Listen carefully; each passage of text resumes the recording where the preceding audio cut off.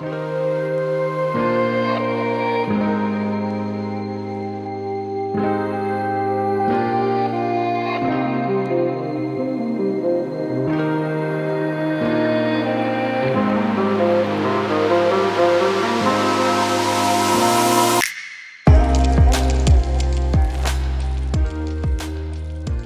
back, disc golf fans, to the third and final round of the Des Moines Challenge, a Disc Golf Pro Tour Elite Series event.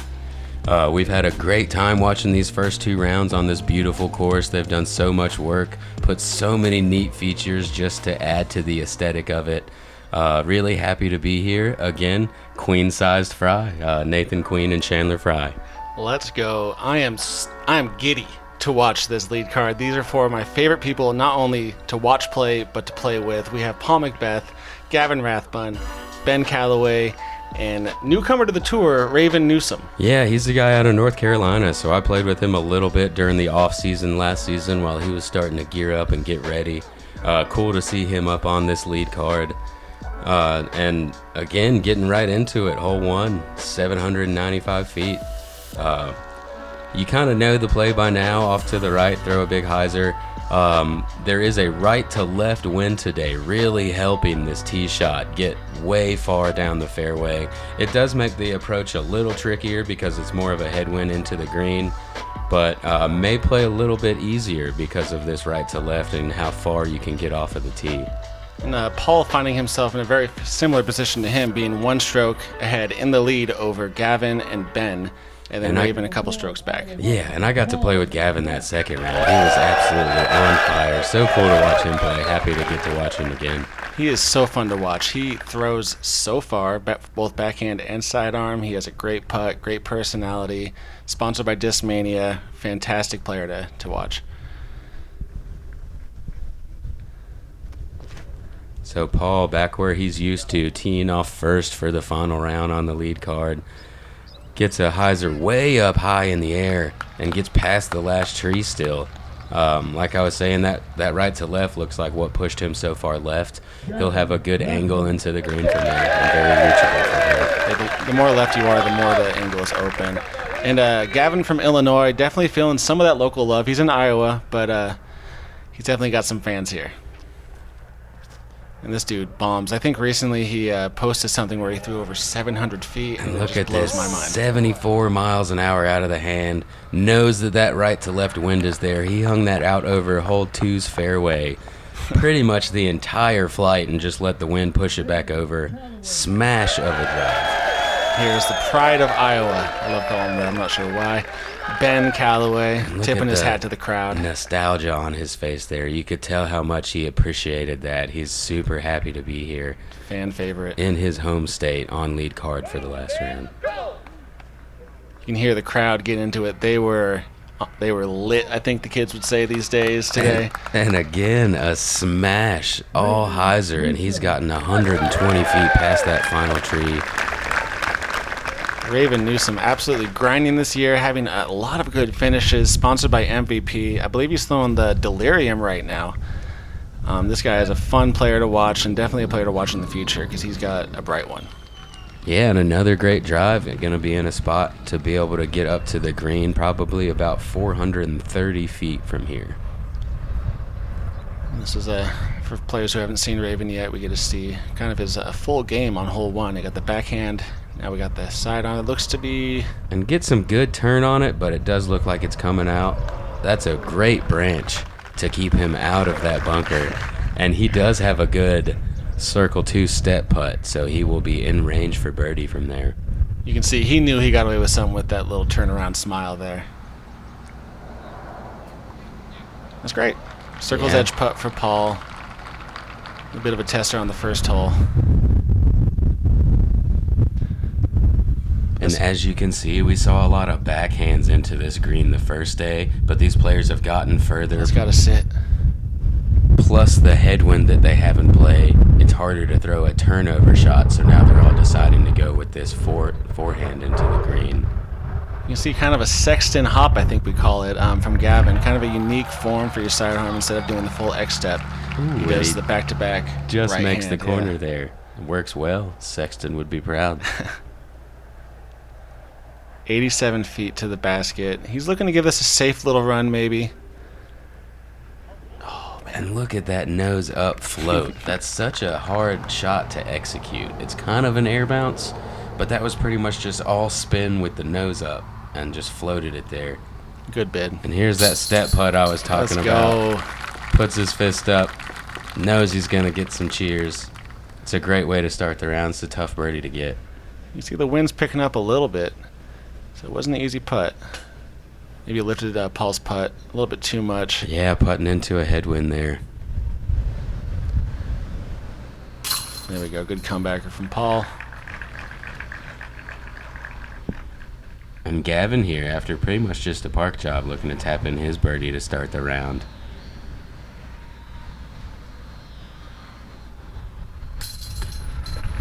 A little high there. Basket catches it, though. Good putt, good birdie, good way to start the round. Ties him up for the lead. Immediately. We got a battle, folks.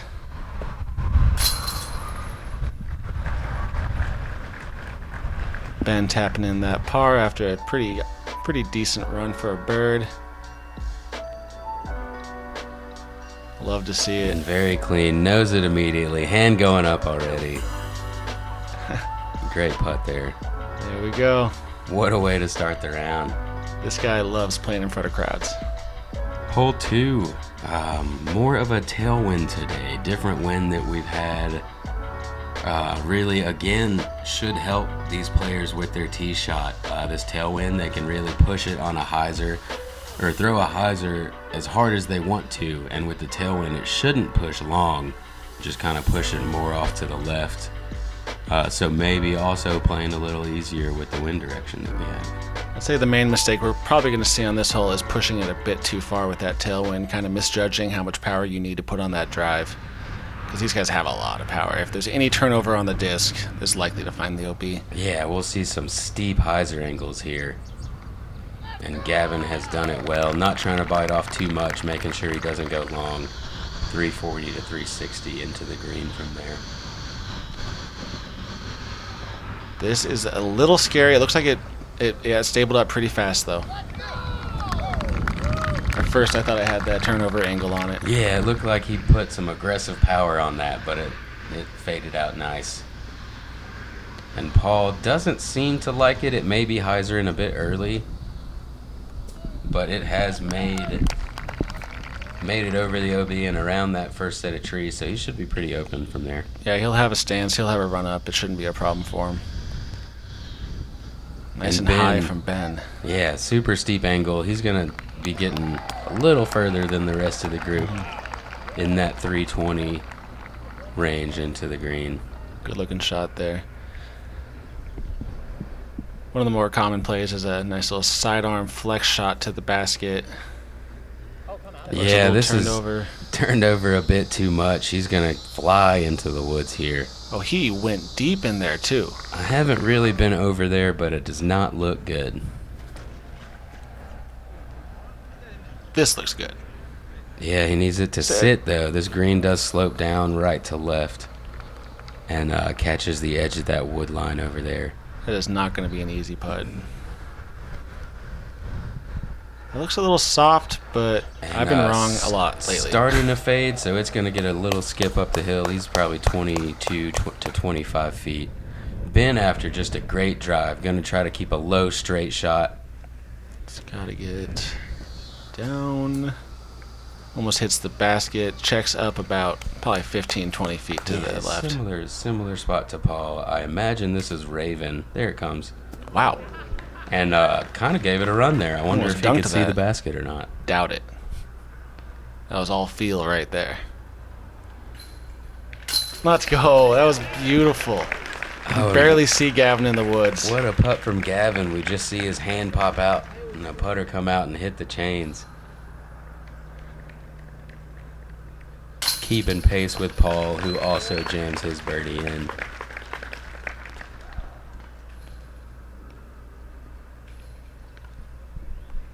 The funny thing about this putt is Ben is staring directly at about a few hundred fans, and they're all staring directly at him. Yeah, and depending on what else is going on the course, hole 18 is right there as well, and you can catch those spectators walking from 18 to another part of the course. So plenty of distractions on this hole. Doesn't seem to phase really anybody, though. And a good par save there from Raven after throwing into the woods. Yeah. Where is he? There he is. And such a good example of how helpful it is to have a great spin putt. He didn't get to use anything but wrist there, and he's able to connect from outside of circle one from a knee. That is showing absolutely trusting your disc, putting out to the right of the basket and having the disc just fly right in there. Hole 3, one of the easier holes on the course. What you're looking at is a basket with trees on the right, OB on the left, and water long. So what you want to do is hit the ground a little soft on the left side, either have it skip to the basket or just stay there, and hopefully give yourself a look at birdie. Yeah, ideally you'd like to throw a mid-range here rather than a fairway. It can get a little more skip down this hill. The grass is kind of iffy whether you're going to get a skip or whether it's going to grab with the downhill slope here. And it is a blind basket. You can't see it from the tee pad, I believe. Yeah, you don't have any sight of this basket at all. Sit. That's got to sit. What are you doing? There we go. And yeah, still a good shot there. Was in a better spot. Slow rolls to about 20 to 25 feet. Looks like Paul is throwing a Yuli Raptor here. Shout out to the team, Discraft team captain there. And he makes a correction to stay out of the woods this time. Gets the same roll, but he landed a little shorter, so he rolls right up to it. A little bit of 5-time love there. And as long as this doesn't skip too far, this looks good. It's a little more inside. And a nice little log there to keep him out of the woods and maybe more towards the edge.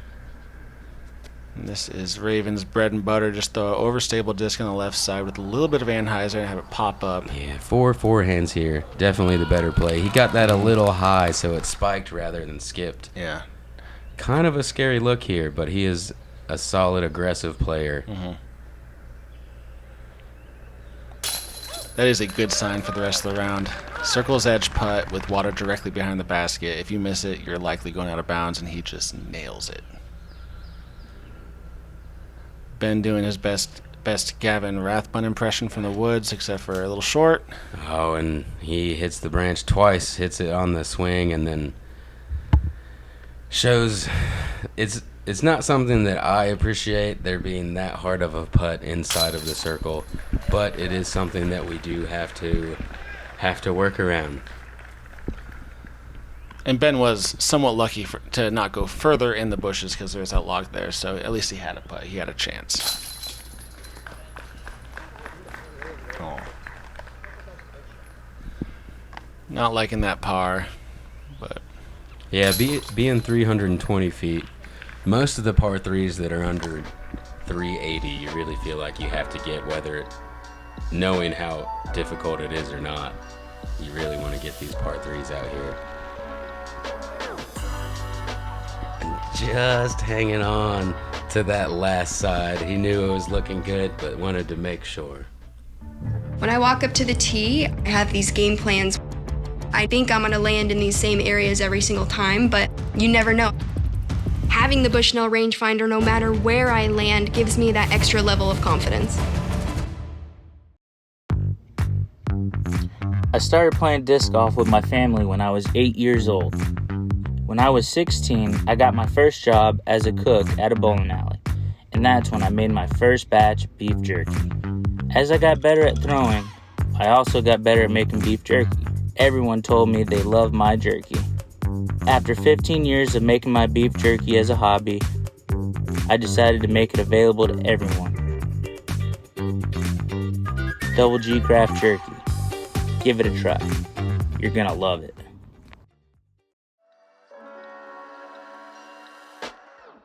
Another par 3 here, but much more treacherous than the last hole. 490 feet playing downhill over this pond on the right side. The OB line has crept a little further away as we had enough rain to where some of it was covered by water, had to paint a new line. We saw some struggles on this hole during round 2 with 3 of the 4 players going OB. We'll see what lead card does this time.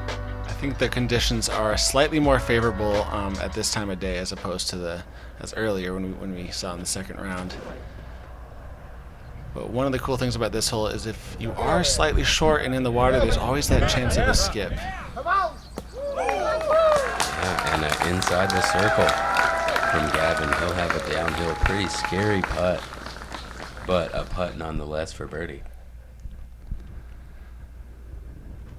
Paul getting the read off of Gavin's, throwing it a bit higher than he did the second round. See how this works out. Swinging around nicely. All right. And will not have a putt for birdie. He'll just be dropping it in. That's what you want on this hole. And Raven not quite having that 460, 450 foot hyzer power, playing the hole smart. Maybe a little further left than he wanted to get, but with a right-handed backhand, it's kind of the safer play to play away from that water. And Ben throwing this with a pretty steep hyzer angle. Looks like it popped up pretty nicely. Oh, and he catches that last tree. That's just bad luck right there. Nothing else to say about that. That hurts. Yeah, great touch on the approach, though, showing some composure. Well, throwing a sidearm, testing the water, really showing you that he has the utmost confidence in that shot. Look at that. A little far. Decent shot, though, from Raven. Yeah, he had to put a little more on it because of the low ceiling. I'm still pretty surprised that he didn't throw a hyzer. That's the mistake you're going to see on that putt.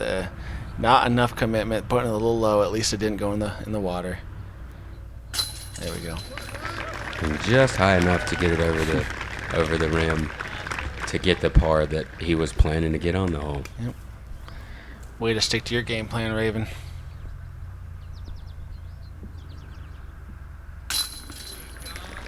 Unfortunate bogey from Ben. With these situations, you just got to move on, not really think too much about what just happened because there's nothing you can do about it. Yeah, and Paul still putting last with a great just park job for birdie here on this hole that is playing over par. So he's trying to stamp this victory early on. And back with the outright lead at this point. 1 stroke over Gavin. With that birdie. Look at that. Hole 5. You want to get this hole about 330 feet over the water. We're going to see maybe a couple forehands, but most likely a bunch of backhands, testing the woods on the right and having them finish towards the basket to an elevated pin. Yeah, I believe there was a bit, very slight, but a right to left wind here. So these players will probably be throwing some mid-rangers with just a little bit of glide. Maybe a fairway just so they can spike it harder. Not sure what Paul's throwing. It looks like a mid-range, though. Could that be a zone? Is that possible? I know he does throw a black zone. It was moving fairly quickly, though, but it did kind of fly like a zone. Yeah. Great shot there. He's on the island and has a birdie putt. I think he's going to want this a little higher. Gavin looking for that right to left to pick There it we up, go. and he hits the gap instead of going over top of those trees on the right. This is the play that feels a little safer just because those trees aren't over there. He loves this play. This Yeah, is going with the overstable chop. This is an MVP dimension. Yeah, just spikes right where it, or stops right where it landed at. He'll be inside of 20 feet for the birdie as well. This, Missed that bush. There we go. oh yeah, just in front of it and puts it on the wood chips. He needs that. He is looking for that. That is a necessary shot right there. Ooh. Right side chains, catches low. Nice pickup from Paul. And a shout out to the one and only ace on this day, Zachariah Johnson, getting the sidearm ace on this hole, and Foundation Disc Golf donating $500 to charity. A metal flake ape, I believe. What? He might be the only person on tour that throws that, but that is apparently he throws it very well.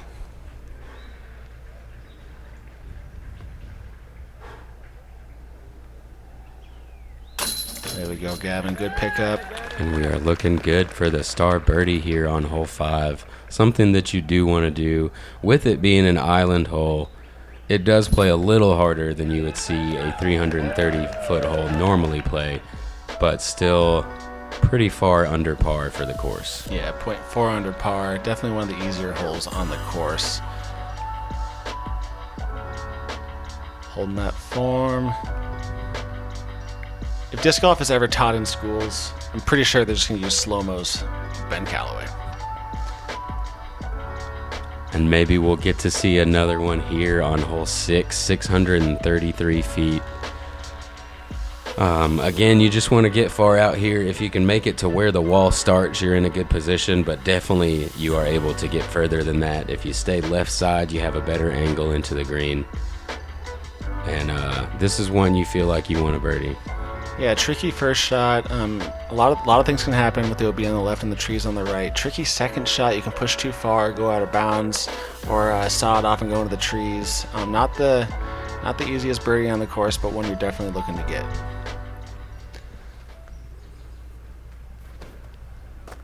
Paul throwing something kind of flippy, getting that fade out to the right. Right in the middle of the fairway. That should be a pretty approachable second shot. Yeah, that is super far down the fairway. He's going to have a pretty easy approach from there. Backhand or forehand, really. This needs to fade out faster than it's doing. Yep. And you can see that crowd. It seemed like every hole it was growing. Iowa showed up to support the pros, and you can hear them throughout the entire course hooping and hollering. So shout out to Iowa for being awesome. Yeah, they showed us all week long how excited they were to have us here. Yeah. And the staff, Wander Disc Golf, Titanic, the TD, the Disc Golf Pro Tour staff, this was a fantastic event, and you can see it from the course design, how beautiful the fairways are maintained, the crowd size, the crowd control. It's perfect. Good looking shot from Ben here. And pushes a little long. He does stay inbounds, though, and he'll have a circle 1 putt. Looks like Raven might be kind of testing.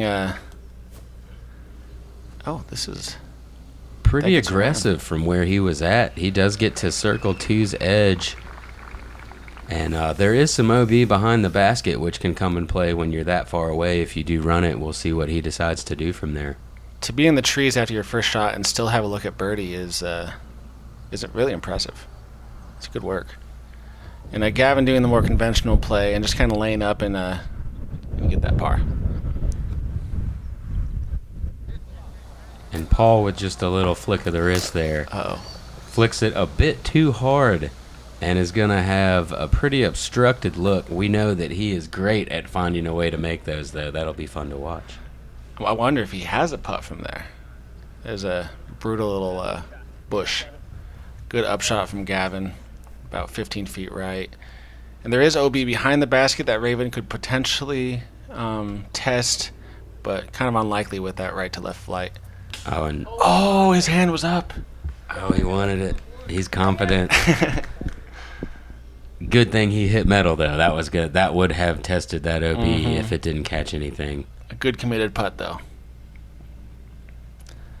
Ben with about a just circle's edge 32-footer. Great shot. Great birdie. Good pickup. After that unfortunate luck on hole 4, he's gone birdie, so he looks to be back on track. Oh, wow. And Paul here trying to manufacture something. And like I was thinking, he's always going to find a way to do it. He's a magician. That guy is amazing.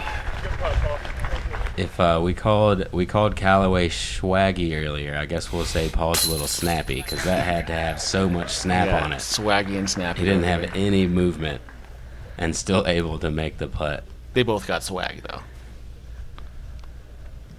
Talking about swag, look at this guy.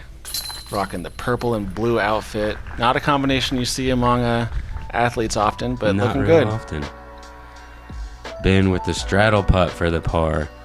Again, we're just going to see him hit pole. That's just where he hits. Just textbook. Everything about his form and game is just ideal.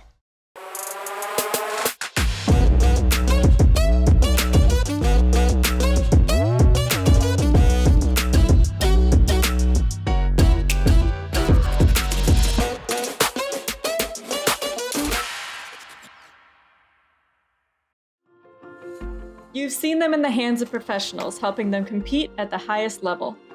Whale Sacks is a female-owned small business, handmade in the USA. We are dedicated to outstanding grip for all disc golfers. All right, moving into hole 7, and we had a strong headwind on this hole for the third round, which made this hole play as the hardest hole on the course for this third and final round.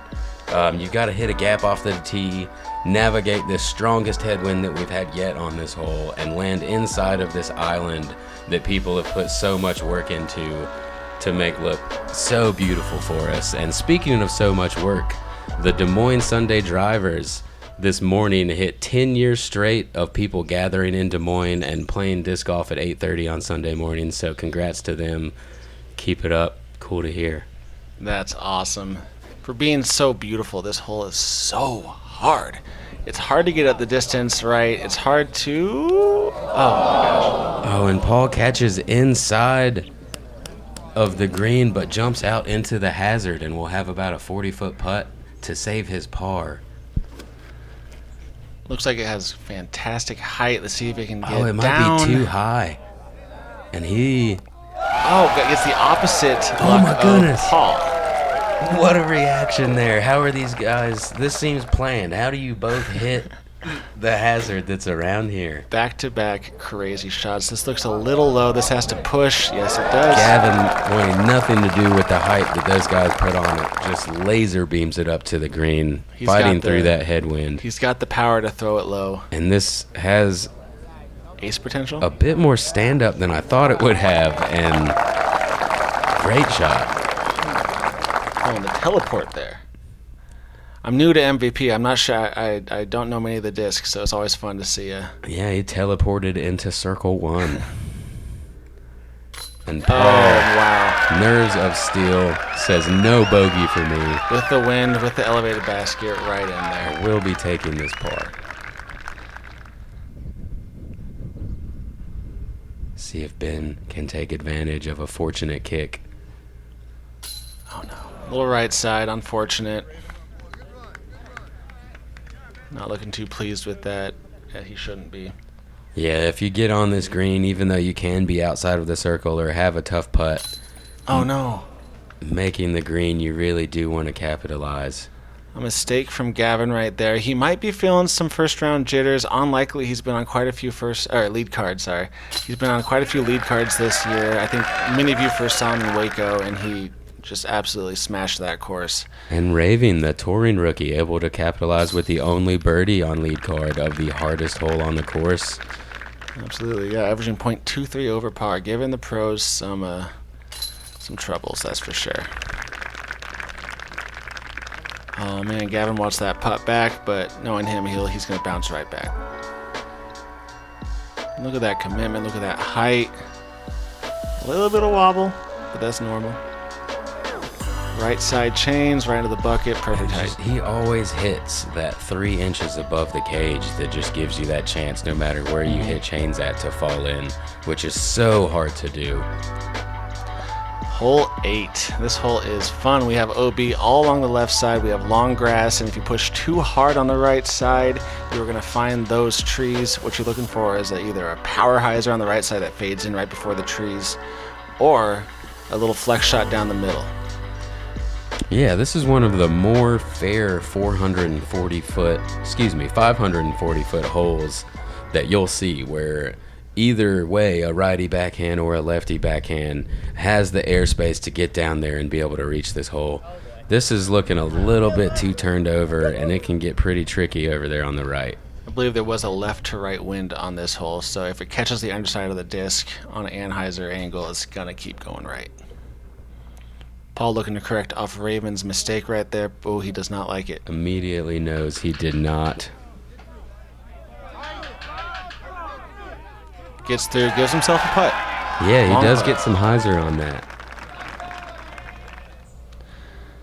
Ben parking it in the second round, looking to execute the exact same throw. That's looking decent. Oh, that's going to get left, though. Yeah, this left to right's trying to hold it right. Miss it. It drops Yes. just in time, and he is going to execute even closer than the last round, which is such a great shot on this hole. Beautiful thing to see there.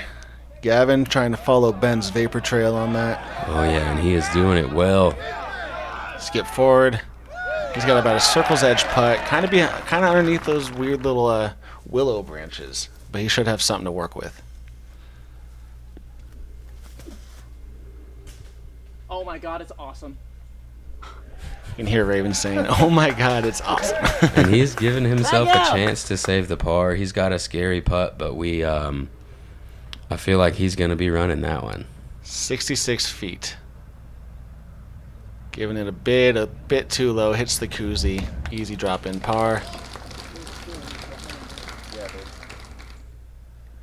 And this is also a scary putt. You can see that bridge, and that bridge is over an OB section, OB Creek. Oh, he is all over the basket. Yeah, it looked a little left out of the hand. Good to hit some chains, though, and he didn't fly by into the OB. He's still in good spirits, happy to be here on lead card. He's loving the experience. And Gavin, almost the same thing as hole 7. Sly smile there. He knows he got away with something.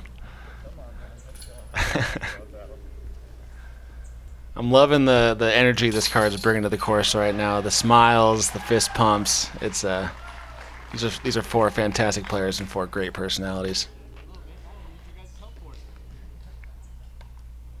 Even Paul's smiling right there. Everyone's having a good time. Oh yeah, as this basket likes to remind you, just don't look at it while you're putting. Don't worry, be happy. Yeah. Well, we can see a little slow-mo of the lucky shot here. Yep, of Gavin catching the happy feels as this one trickles its way. Right front side basket. Oh my gosh. So cool to see in slow motion. Look at his reaction. I love it. Hole 9, you are staring directly at this hill right here. You cannot see the basket. You cannot see it until you're pretty much up the hill. You're looking at a pretty tight landing zone with OB on the left and OB on the right. You're probably going to see a lot of mid-range anhyzers that are going to flex out to flat and hopefully find circle 1. Maybe a sidearm from Raven here? Yeah, sidearm's a good play here. There's more room on the right, so with a sidearm, you can force it over a little bit and let it fade back, allowing you to get better distance on it without having to push too hard. That's pushing too hard. Oh, and there's... those walls have a line inside of them that usually has room for a disc to be in between. Oh, that has found right side OB. He is going to be probably about 40 feet to the basket. This looks a little left, but good. Circle's edge. Should have a putt. Decent putt. He definitely has a decent putt. And yeah, here's that sidearm. Probably see him trying to get it off to the left and let it fade back. Get some good turn on it, and is going to be up there inside of circle 1. He went with that delirium again. Could be inside the bullseye. And I'm not. It looks like. Yeah, it looks like that line is closer to the wall than usual. So Ben should be in bounds here, putting for 2. So And close. the uphill on that green seems to have got him a little bit. Disc faded out just a bit early. This is a safe par. Beautiful. Yeah, beautiful Gavin putt. fixing that putt after hitting low left a couple times. I love that flower bed right there. It's such a good aesthetic to add to the hole. Paul looking to get a stroke on Gavin and Ben. And does putt well enough to do so, but an unfortunate spit out there. We've seen that a few times on these baskets. Yeah, they're a bit longer. They have 2 extra links, and they're. I'm not sure what's going on. They're pretty good, but I have seen a couple spit outs as well. And Raven with just a tap in there after a great drive. And these are disc catchers, correct? Yes, these are Innova Pro 28s. All right. Nice slow-mo of a... Oh, upside down putt. Oh, got the little upside down tap in. You usually just see that in the wind, but he just saw Paul's putt spit out. Maybe he was thinking he should try to correct on that a little bit. See That's if the fair. basket catches that upside down better. You see Paul here starting off with 5 birdies, keeping it clean. Gavin doing the same thing though, trying to keep up with him. Yeah, Ben and Raven holding up and doing well as well. Yeah, going into the back 9, we look forward to watching this wrap up the 3rd and final round of the Des Moines Challenge. Make sure you guys subscribe to Central Coast Disc Golf. It's going to be a battle.